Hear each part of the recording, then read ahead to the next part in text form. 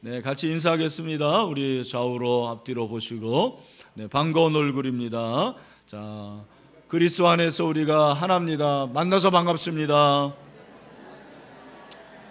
네, 축복합니다. 우리 축복하겠습니다. 네, 축복합니다. 네, 오직 믿음이라는 제목으로 하나님의 말씀을 전하겠습니다. 제가 로마서를 이렇게 준비하면서 깨닫는 한 가지 사실은 로마서가 참 어렵다라는 거예요. 로마서는 참 쉽지 않은 말씀입니다. 근데 저는 그런 생각을 해봤어요. 야, 이렇게 광대한 하나님의 말씀, 깊은 하나님의 말씀을 사도 바울은 어떻게 알았을까? 우리는 지금 제가 공부하고 또 저는 이미 신학을 하고 또 여러 책을 참고해서 설교를 하는데 2000년 전에 사도 바울의 경우에는 신학교가 있었던 것도 아니잖아요. 무슨 책이 있었던 것도 아니고, 그가 예수 믿은 지 한 20년 만에 기독교의 뼈대를 이루는, 근간을 이루는 로마서를 썼단 말이에요. 근데 그 로마서의 내용이 얼마나 심오하고 또 얼마나 이 내용이 참 우리의 마음을 뜨겁게 하는지 모르겠어요. 그래서 하나님의 말씀이 이 로마서를 통해서 기독교의 교리가 이렇게 만들어진 거거든요. 여러분, 이 로마서를 여러분들이 그렇기 때문에 들을 때 부탁을 드리고 싶은 것은 로마서를 읽어 오셔야 됩니다. 그래서 로마서를 우리가 몇 독을 하자고 그랬죠? 10독을 하자고 그랬어요. 여러분 1독은 하셨죠? 네, 요 앞에만 주로 이제 대답을 하고, 여러분 10독을 하려면 몇 독부터 해야 될까요? 1독부터 해야 됩니다. 아주 간단한 교리예요. 그래서 여러분들이 천리길도 한 걸음부터이기 때문에 1독을 금주에 하세요. 1시간 정도면 읽습니다. 그리고 좀 읽기가 어려운 분들은요, 그냥 드라마 보는 거, 피고인 그거 다 여러분 나중에 보셔도 되니까 그걸 여러분들이 딱 스톱하고 1시간 들으면 돼요. 요즘에 이제 앱이 나와서 그 앱에 그 성경에 듣는 게 나오고, 또 최근엔 드라마 성경도 나왔더라고요. 그 유명한 연예인들이 각 권별로 그렇게 성경을 읽는 게 나왔어요. 그래서 여러분들이 그렇게 성경을 들으면 1시간 걸려요. 제가 월요일 날 들어보니까 1시간 걸리더라고요. 얼마나 좋은지 몰라요. 읽을 때 놓치는 것들이 들으니까 마음에 와닿고, 원래 성경은 구전이었잖아요. 들으라 이스라엘, 하나님의 말씀이 들려지는 거거든요. 여러분, 로마서 1독 할 수 있게 되기를 축원합니다. 그래서 우리가 다 연말에 이제 10독해서 전 교인이 몇 독? 만독에 도전하는 거예요. 할렐루야. 지난주 우리는 복음의 능력에 대해서 공부를 했습니다. 이 복음은 모든 믿는 자에게 구원을 주시는 하나님의 능력이 됨이라. 여러분, 복음의 능력이 있습니다. 근데 사도 바울은 유대인 출신의 그리스도인이에요. 로마 교회에 크게 두 가지 종류의 성도들이 있었는데, 사도 바울처럼 유대인 출신의 지위시 크리스천이 있었고, 그리고 원래 이방인이었는데 이방인 출신의 그리스도인들이 있었습니다. 근데 로마 교회 안에 유대교 출신의 그리스도인과 이방인 출신의 그리스도인들 간에 교리적인 문제가 생긴 거예요. 그래서 그 교리적인 문제를 해결해 주고, 그리고 그들이 복음의 열정이 식어졌어요. 그들에게 복음의 열정을 심어주기 위해서 로마서를 쓴 걸로 여러분들이 이해를 하시고 말씀을 봐야 됩니다. 바울의 입장에서는 이방인들이 그렇게 복음을 듣고 예수님을 믿고 구원받을 수 있다는 것이 놀라운 사실이었어요. 우리는 이게 당연하다고 생각하지만 바울의 입장에서는 그 기적이었어요. 기적. 자기가 그냥 복음을 전하니까 복음을 받아들이는 거예요. 그리고 예수님을 믿는 거예요. 이게 복음의 능력이구나. 그래서 이 복음의 능력을 이제 로마 교회 교인들에게 전하기를 원했던 것입니다. 16절에서 이제 복음의 능력에 대해서 얘기하고, 그리고 이제 17절을 제가 오늘 한 번 더 공부하는 것은 17절이 로마서의 주제이기 때문에 그렇습니다. 로마서의 주제를 많은 학자들이 1장 17절이라고 그렇게 얘기를 합니다. 자, 주제는 중요하기 때문에 우리가 한 번 더 읽어야 됩니다. 그리고 읽지만 마시고 여러분들이 이번 주에 암송을 하시면 더 좋습니다. 우리 다 같이 1장 17절 말씀을 시작. 복음에는 하나님의 의가 나타나서 믿음으로 믿음에 이르게 하나니 기록된 바 오직 의인은 믿음으로 말미암아 살리라 함과 같으니라. 할렐루야. 자, 좀 나눠서 생각해 보죠. 첫 번째, 복음에는 뭐가 나타난다? 하나님의 의가 나타난다. 그렇게 말씀을 하고 있습니다. 여기 하나님의 의가 무엇이냐라는 것이 굉장히 큰 주제예요. 이 하나님의 의는 3장에서도 또 한 번 나옵니다. 근데 하나님의 의를 학자들은 거의 공통적으로 제가 보니까 3가지로 요약을 하더라고요. 첫 번째, 하나님의 의라는 것은 하나님의 성품이다. 신적 성품. 두 번째는 하나님의 활동, 하나님의 활동하심. 이것이 신적인 활동이고, 세 번째는 하나님의 성취, 신적 성취다. 그렇게 해석을 하고 있습니다. 기억하시겠어요? 첫 번째 뭐라고요? 하나님의 성품. 두 번째는 하나님의 활동. 세 번째는 하나님의 성취. 머리가 좋습니다, 여러분들.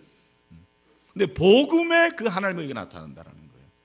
근데 여기서 이제 복음이라는 것을 여러 가지로 말할 수 있지만, 복음이 하나님의 복음이고 아들의 복음이었잖아요. 우리 1장에서 그렇게 살펴봤는데 결국 예수 그리스도의 십자가의 복음이에요.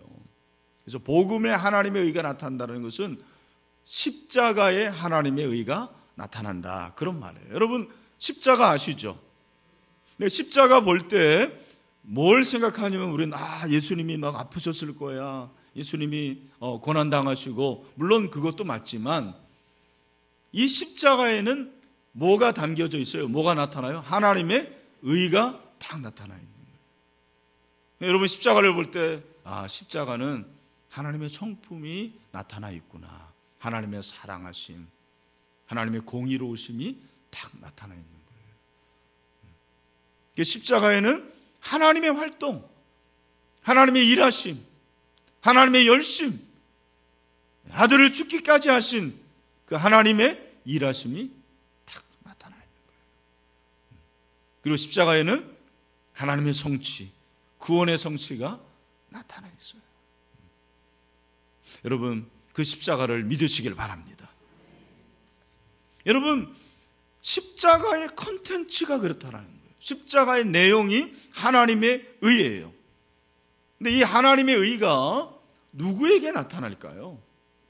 자, 1번 믿는 사람, 2번 안 믿는 사람, 3번 둘 다, 4번 모르겠다. 몇 번이에요? 3번이에요. 3번. 여러분, 틀렸다라는 거 아시죠? 물론 십자가에 하나님의 의가 나타날 때 이 하나님의 의가 믿는 사람에게는 당연히 나타나요. 그래서 십자가에 하나님의 의가 나타나서 믿는 자에게는 의로움이 생기게 되는 것입니다. 그래서 십자가를 통해서 하나님의 의를 믿으면 구원을 얻게 되고, 구원을 얻는 자는 의롭게 되는 것이죠. 할렐루야. 그런데 이것이 믿지 않는 자에게도 효력을 미쳐요. 믿지 않는 자에게 십자가에 나타난 하나님의 의는 무엇으로 효력을 미칠까요? 심판으로 효력을 미치는 것입니다. 굉장히 중요한 거예요, 여러분. 십자가에 나타난 하나님의 의가 엄청나고 그 내용이 굉장히 크고 그것처럼 위대한 것은 없지만, 믿는 자에게는 구원의 역사가 있지만 믿지 않는 자에게는 심판인 줄로 믿습니다. 그러니까 그것을 어떻게 해야 돼요? 믿어야 되는 거죠. 하나님의 의를 믿으시길 바랍니다. 믿는 게 중요한 거예요. 바울은 그래서 복음에는 그 하나님의 역사가 나타나는데 그 복음에 하나님의 의가 나타나서 믿음으로 믿음에 이르게 한다, 그렇게 말하고 있어요. 여러분, 믿음으로 믿음에 이르게 한다, 이것은 좀 쉬운 말로 믿음에서 믿음까지, 그렇게 돼요. 전치사를 보면 믿음에서부터 믿음까지. 이 믿음에서부터 믿음까지가 뭐냐, 여러 가지 해석이 있어요, 여기에서도. 그런데 제가 생각하는 것은 끝까지 믿음의 길을 간다, 그런 말이에요. 이것은 처음부터 끝까지예요. 복음에는 하나님의 의가 나타나서 끝까지 믿음의 길에 가게 하는 그런 능력이 있다는 것입니다. 여러분, 복음에 하나님의 의가 나타나죠. 그러면 그 복음을 믿으라는 것입니다. 다시 한번 믿음을 강조하는 거예요. 그래서 믿음으로 믿음에라는 것은 오직 믿음. 여러분, 오직 믿음으로 구원에 이르게 되는 줄로 믿습니다.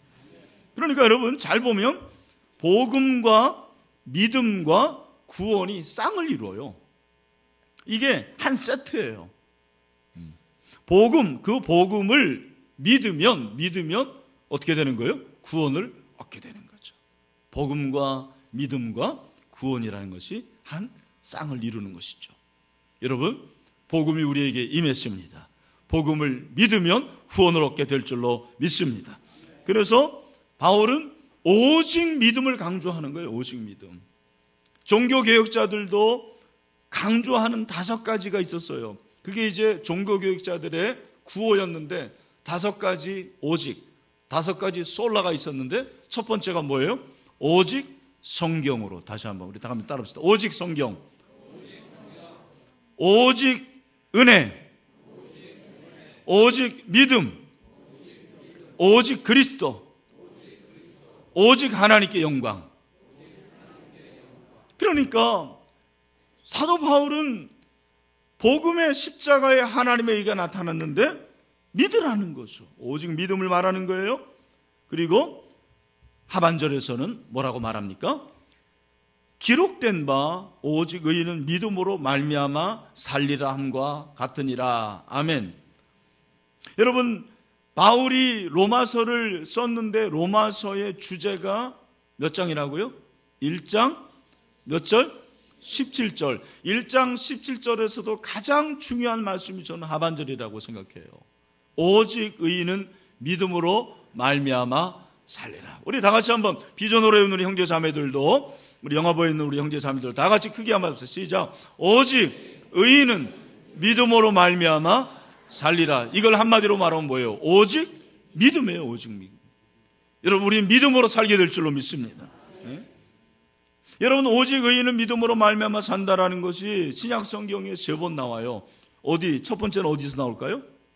로마서 1장에 나오고, 두 번째는 어디서 나옵니까? 갈라디아서 3장에 나옵니다. 갈라디아서의 이슈는 뭐냐면 우리가 구원을 받는 것이 율법으로 구원을 받느냐 아니면 믿음으로 구원을 받느냐라는 문제가 이슈였는데, 거기에 대해서 바울이 말하면서 뭐라고 얘기합니까? 3장 11절 말씀 여기 나올 텐데 우리 같이 한번 읽어보세요. 시작. 또 하나님 앞에서 아무도 율법으로 말미암아 의롭게 되지 못할 것이 분명하니 이는 의인은 믿음으로 살리라 하였음이라. 아멘. 그러니까 여러분, 우리가 의롭게 되는 거, 구원받는 것은 율법으로입니까? 믿음으로입니까? 믿음으로. 여러분, 그렇게 될 줄로 믿습니다. 그래서 믿음으로 말미암아 살리라. 두 번째는 갈라디아서고, 세 번째는 어디냐면 히브리서예요.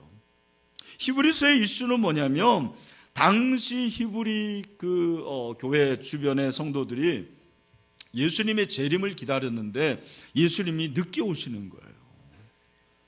재림이 자꾸 늦어지는 거예요. 그랬을 때 뭐라고 합니까? 너희들 기다려라. 그때도 믿음으로 말미암아 살리라, 그렇게 말씀을 했어요. 10장 38절 말씀입니다. 다 같이 시작. 나의 의인은 믿음으로 말미암아 살리라. 또한 뒤로 물러가면 내 마음이 그를 기뻐하지 아니하리라 하셨느니라. 아멘. 여러분, 오직 의인은 믿음으로 말미암아 살리라는 이 말씀은요, 탈무드에 의하면 율법 전체 요약이라고 그랬어요. 물론 이제 율법이 하나님 사랑과 이웃 사랑이지만 그 율법을 정말 잘 요약하면 믿음으로 말미암아 산다라는 것이에요. 저는 이게 참 필요하다고 생각하고, 우리 기독교인의 삶의 요약이 믿음으로 사는 것이라, 그렇게 저는 생각을 해요. 여러분, 믿음으로 살아야 돼요. 오늘 예배도 믿음으로 예배해야 됩니다. 기도도 믿음으로, 봉사도 믿음으로 하셔야 됩니다.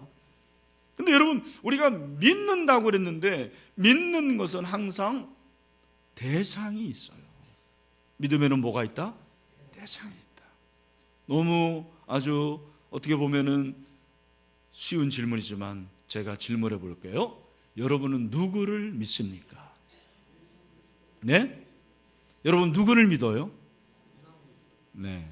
이게 뭐 헷갈리네요. 뭐 너무 쉬워서 그런 거. 누구를 믿어요? 우리는 하나님을 믿죠. 또 누구를 믿습니까? 예수 그리스도를 믿습니다. 우리의 믿음의 대상이 하나님이에요. 하나님. 하나님을 믿어야 됩니다. 왜? 그분이 유일한 신뢰의 대상이기 때문입니다. 여러분, 우리가 이 세상을 살면 신뢰할 수 있는 분들이 좀 있어요.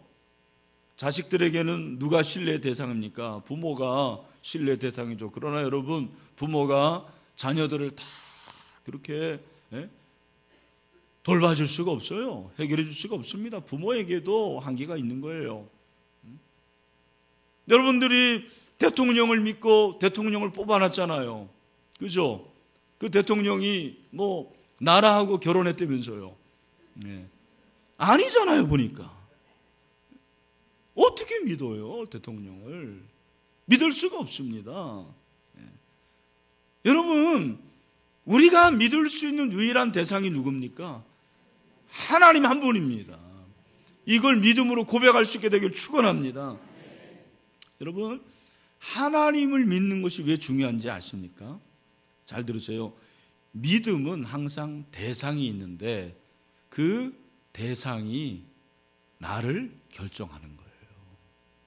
굉장히 중요한 거예요. 내가 돈을 믿는다, 돈이 나의 신이다 그러면 나는 돈의 종이 되는 거예요. 여러분, 돈의 종이 되면 얼마나 신세가 처량하겠습니까? 돈이 있다가도 없고 없다가도 있는 건데, 그 돈이 또 얼마나 사실 사람들을 타락하게 하는 건데, 내가 그 돈을 믿으면, 내가 그 돈이 나의 하나님이 되면 난 얼마나 불쌍한 자예요. 만약에 내가 쾌락이 나의 신이다, 나는 쾌락을 믿는다, 그러면 여러분, 나는 쾌락의 아들이 되는 거예요. 성적인 아들이 되고, 여러분이 중독이 되는 거고요. 잘 보십시오.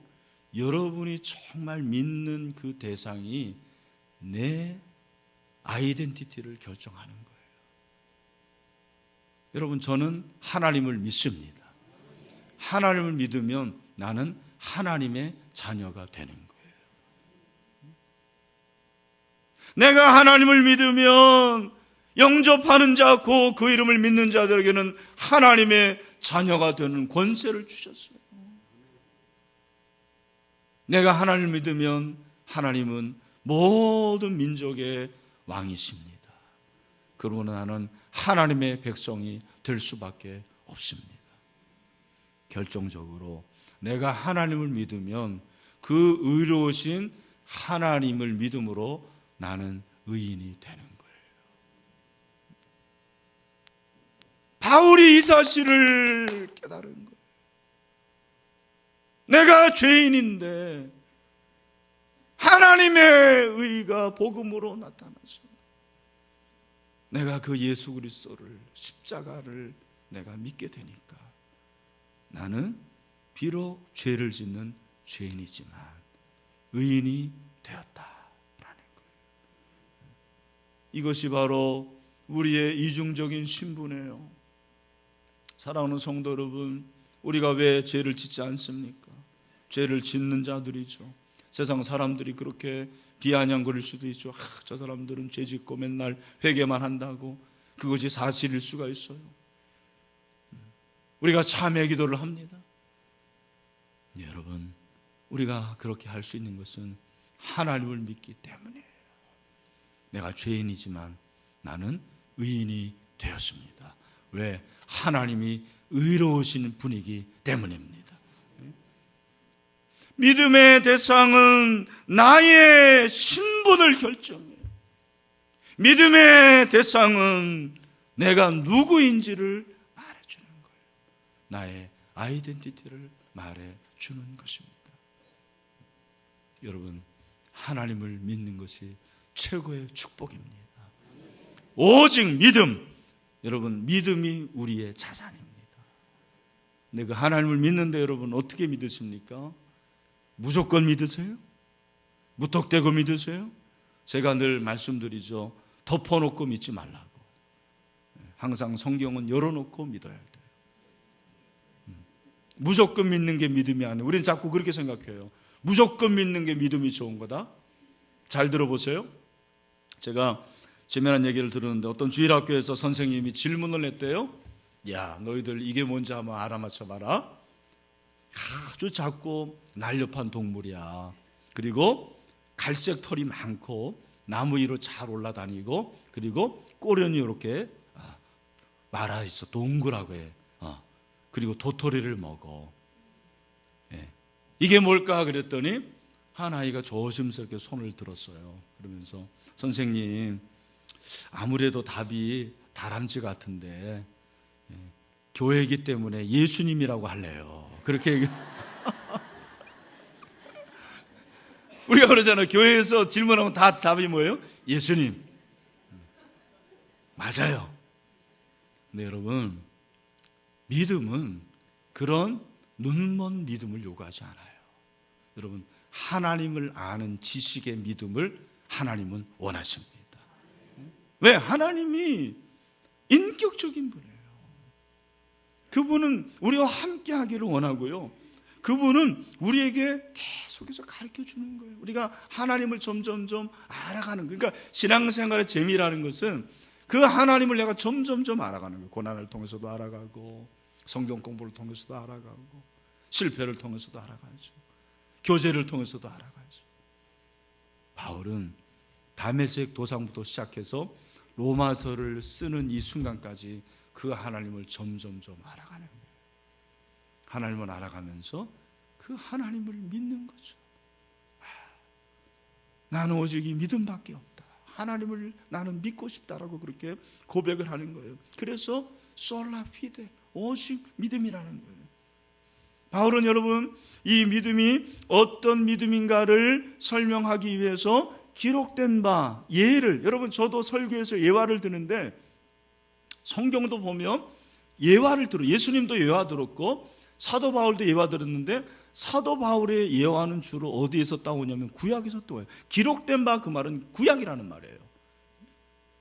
그 구약에 믿음이 무엇인지를 잘 설명해 준 것이 하박국이라는 거예요. 여러분 하박국 선지자 알죠? 호박국이 아니고 하박국 선지자가 하박국은요 질문과 대답, 하박국이 질문하면 하나님이 대답해요. 3번 그렇게 반복합니다. 근데 하박국 선지자가 하나님께 질문하는 게 뭐예요? 하나님, 우리 민족이 성민인데 어떻게 해서 이렇게 됐습니까? 나는 이해가 안 갑니다.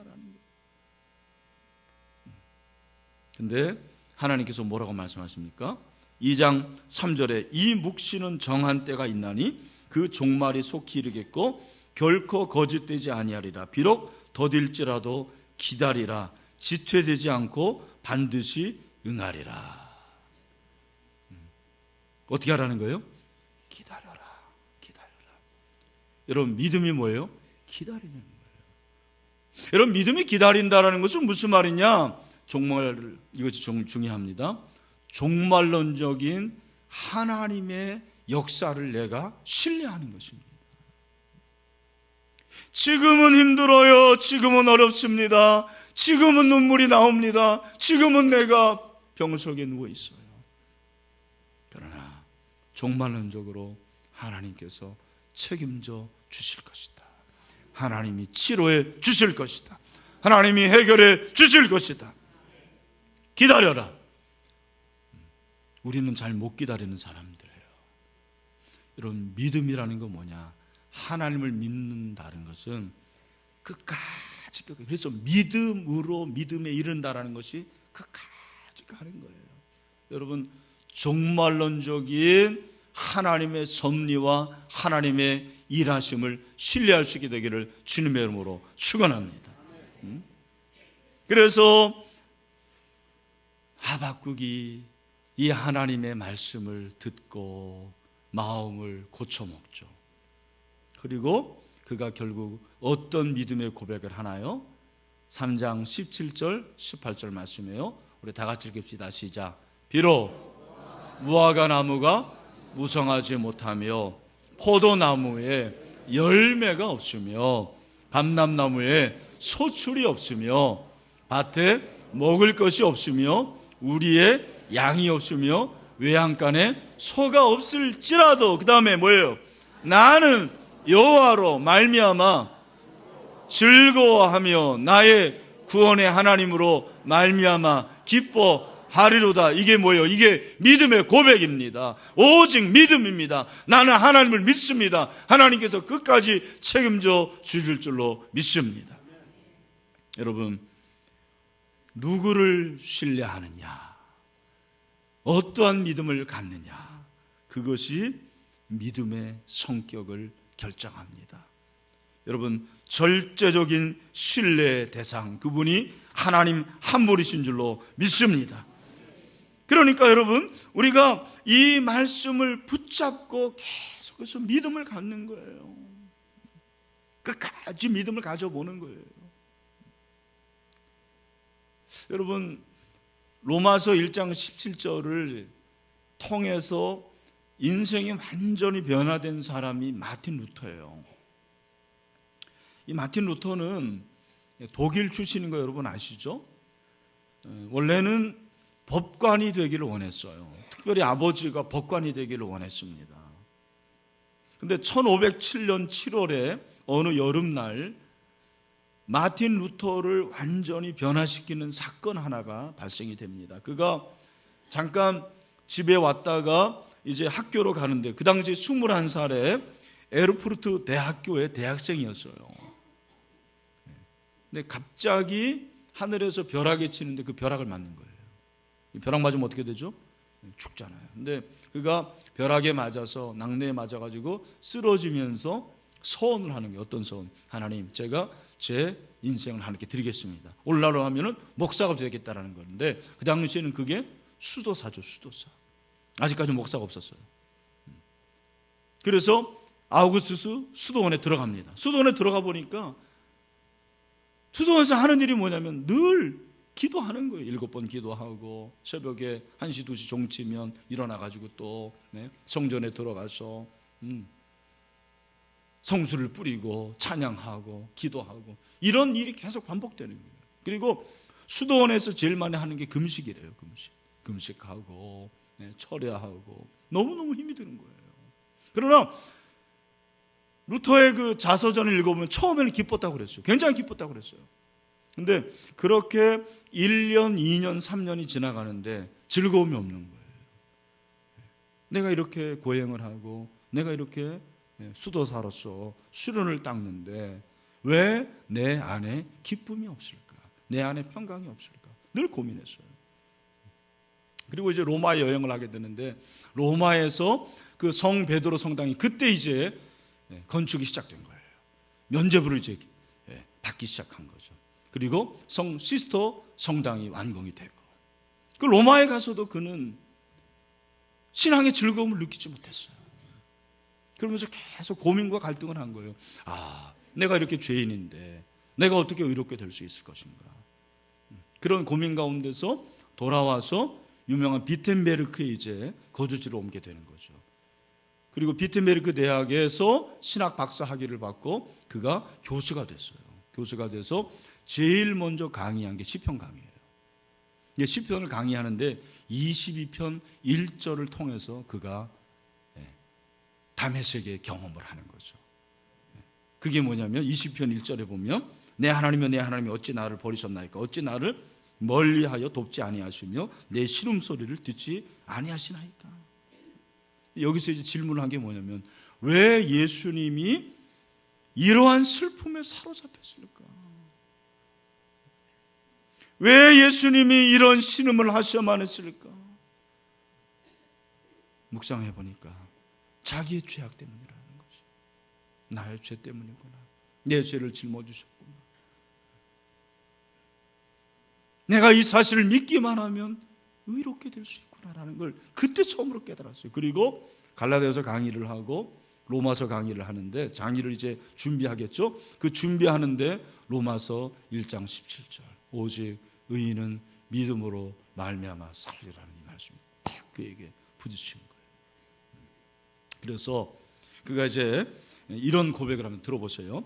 바울의 로마서를 이해하려고 애쓰는 나에게 가장 큰 장애물은 하나님의 의였다. 그것은 이 의라는 말을 하나님은 의로운 분이요 따라서 불의한 사람들을 공정하게 처벌하신다는 뜻으로 받아들였기 때문이다.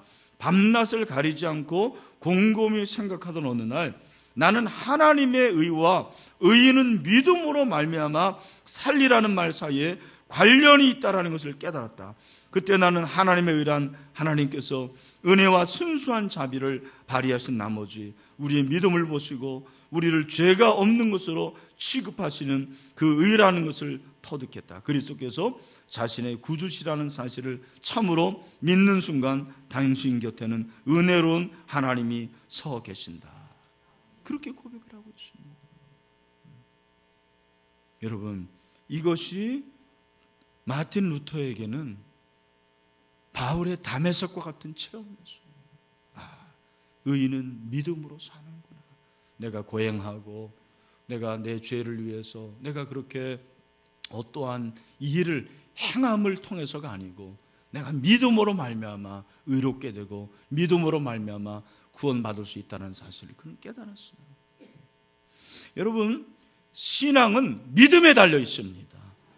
신앙은 믿고 우러르는 거예요. 하나님을 믿고 하나님을 우러르는 것입니다. 안타까운 것은 교회 안에 믿음이 없는 명목상의 성도들이 적지 않다라는 거예요. 마치 로마 교회에 그런 교인들이 있는 것과 같습니다. 말은 신자라고 합니다. 그런데 정말 믿지를 않아요. 믿어지지 않는다라는 것입니다. 오늘 여러분 가운데 그런 분이 있는지 모르겠어요. 여러분, 믿음에 대한 태도가 몇 가지가 있더라고요. 하나는 모든 것을 다 안다. 뻔한 소리구나. 목사님 또 저 얘기하는구나. 그렇게 생각하는 사람이 있어요. 두 번째는 의심하는 사람이에요. 나는 이거 믿을 수 없어. 믿어지지 않아. 그것도 불신이죠. 여러분, 세 번째는 무엇입니까? 복음을 믿는 것입니다. 복음을 통해서 내가 죄인이라는 것을 깨닫고 회개하는 것이죠. 그리고 나를 살리신 주님의 은혜가 놀랍다고 그렇게 날마다 고백하는 것입니다. 여러분, 어디에 해당되십니까? 제 생각에 교회를 다니면서도 믿음이 없는 사람은 바다를 건너는데 배에 올라타지 않고 배만 붙잡는 사람이에요. 바다에서 배에 올라타면 되는데 배를 붙잡고만 있는 거예요. 그러니 바다에 모든 더러운 걸 다 뒤집어서요.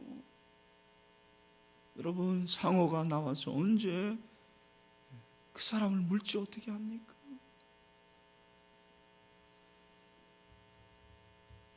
여러분, 배 안에 진리가 있습니다. 배에 올라오시길 바랍니다. 배에 올라오세요. 믿으시길 바랍니다. 저는 어제 설교를 다 준비하고 본당에서 잠시 기도를 했습니다. 제가 기도한 제목은 한 가지였어요. 하나님, 내일 이 설교를 들을 텐데 이 설교를 듣는 우리 성도들 중에서 아직도 오직 믿음이 없는 분들 꼭 믿음이 생기게 해주세요. 저는 그 기도밖에 안 했어요. 여러분, 이게 어떻게 내 힘으로 됩니까? 어떻게 내 능력으로 됩니까? 제가 그렇게 기도하는데 그렇게 눈물이 나오더라고요. 성도들의 이렇게 얼굴이 딱 떠오르는데 주님의 마음은 어떨까라는 생각을 해봤어요. 주님이 얼마나 믿기를 원하실까? 너 빨리 배에서 올라와라. 나를 믿어라. 오직 믿음으로 승리할 수 있다. 주님께서 얼마나 그렇게 간절히 원하실까라는 생각을 해봤습니다. 여러분, 오직 믿음을 가지시길 바랍니다. 혹시 믿음을 가졌지만 그 믿음이 약해진 분들이 있다면 오늘 이 시간에 성령께서 여러분의 마음을 움직여 주시고 뜨겁게 하여 주셔서 믿음이 회복될 수 있게 되기를 주님의 이름으로 축원합니다. 말씀을 맺습니다. 오직 믿음, 이것은 바울의 얘기만이 아니죠. 루터만의 얘기만이 아닙니다. 오늘 저와 여러분에게 주시는 하나님의 메시지인 줄로 믿습니다. 그렇게 오직 믿음으로 종말론적인 승리할 수 있는 저와 여러분이 다 될 수 있게 되기를 주님의 이름으로 축원합니다. 우리 다 같이 일어나겠습니다. 우리 마지막 찬송합니다. 세상